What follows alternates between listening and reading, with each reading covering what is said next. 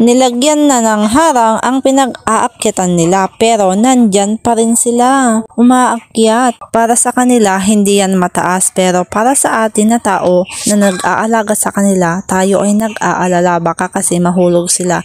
Pero katulad nga ng sinabi ko, ang kanilang katawan ay flexible at nababalance nila ang kanilang mga katawan. Sila talaga ay adventurous. Nakatingin siya sa akin kasi akala niya may gagawin ako sa kanya. Ganyan kataas ang puno ng mangga. Kaya pala nawala sila sa paningin ko. Nandito pala sila umakyat sa puno ng mangga. Nag-e-explore pala sila. At yung isa, yung nasa pinakamataas, kumakain pala ng dahon ng mangga. Siguro masarap ang feeling niya kapag nasa taas siya ng puno ng mangga, no? Sa mga inaakyat-akyat nila.